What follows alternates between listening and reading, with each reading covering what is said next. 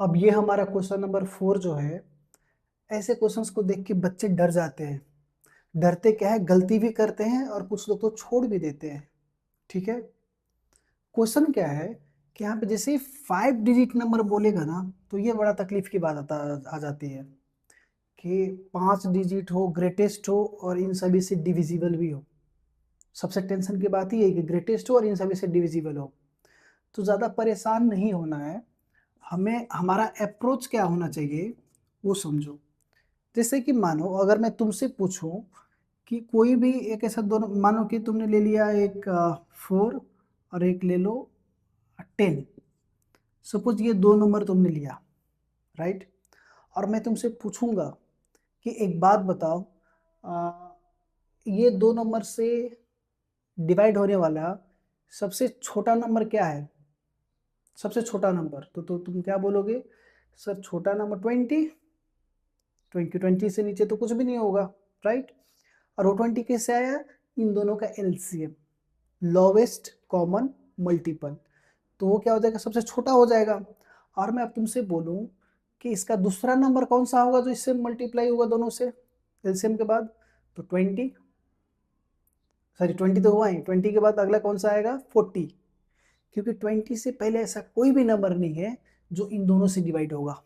इसका मतलब है जो 20 का मल्टीपल्स चलता जाएगा ना, वही इन दोनों से डिविजिबल होता जाएगा। बात समझ में आया क्या? ठीक उसी तरीके से ऐसा समझो, तुम्हारे पास 12, 15 और 20 है, ठीक है। तो इन तीनों से डिवाइड होने वाला सबसे छोटा नंबर क्या है? तो जो एलसीएम होगा वही होगा, राइट। तो 12, 15 और 20 का एलसीएम क्या होता है? ये तो पता है तुम्हें। 12, 15 और 20 का एलसीएम क्या होता है? 2 6 जा 15, फिर 2 10 जा 2 3 15 और 2 5 जा, उसके बाद 3 से चेक लो, 3 1 जा 3 5 जा, फिर 5, फिर 5 1 1 1। तो ये हमारा क्या हो गया? एलसीएम हो गया। एलसीएम कितना हुआ? 2 मल्टीप्लाई 2 मल्टीप्लाई 3 मल्टीप्लाई 5। तो 2 2 जा 4, 4 3 जा 12, 12 5 जा 60। ये हमारा 60 जो है एलसीएम आ गया। अब ये आता होगा सभी को। इसका मतलब क्या है? अब हमारा 12, 15 और 20 ऐसे नंबर्स को डिवाइड करेंगे जो 60 के मल्टीपल्स में आता जाएगा, आता जाएगा। जैसे पहला नंबर 60 हो गया, फिर 120 होगा, फिर 180 होगा, राइट, फिर 240 होगा, ऐसे ही चलता जाएगा। तो चलते चलते ये तो इनफाइनाइट तक जाएगा। लेकिन हमें क्वेश्चन में क्या बोला गया है कि तुम 5 डिजिट नंबर पता करो। तो एक बात कर लेते हैं, we know greatest 5 digit number is equals to 99999। यही होगा, राइट। लेकिन ये क्या इन सभी से डिवाइड होगा?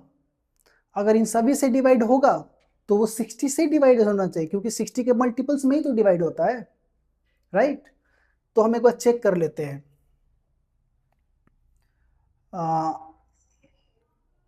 LCM of 12, 15 and 20 is equals to 60. Dividing 99,999 by 60, we get क्या मिलता है हमें?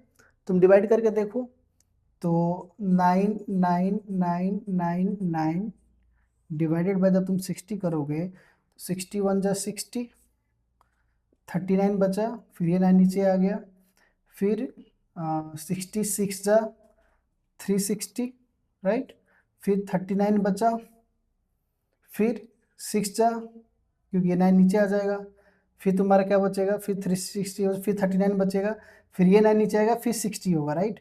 तो अल्टीमेटली तुम्हारा लास्ट में रिमाइंडर क्या आएगा? 39 रिमाइंडर आ जाएगा लास्ट में।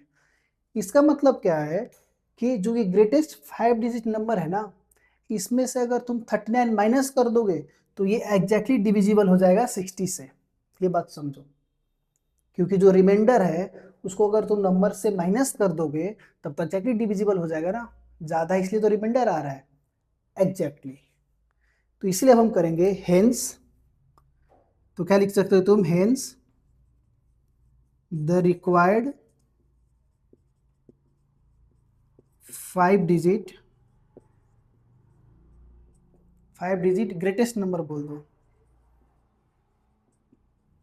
ग्रेटेस्ट नंबर इज क्या, ये 99999 माइनस 39, ठीक है, माइनस 39। अब जैसे ही माइनस 39 करोगे तो तुम्हारा आंसर क्या आएगा, 9 में से 9 गया 0, 9 में से 3 गया 6, और फिर बाकी के 3 9 मतलब तुम्हारा 99,960 जो है 5 डिजिट का सबसे ग्रेटेस्ट नंबर है, जो 12 से भी डिवाइड होगा, 15 से भी डिवाइड होगा और 20 से भी डिवाइड होगा।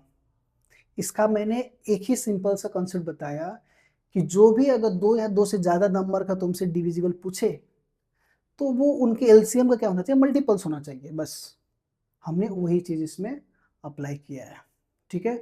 अगर इससे रिलेटेड कुछ भी डाउट हो तो पूछना मेरे से। बाकी लेते हैं हम अपना क्वेश्चन नंबर 5।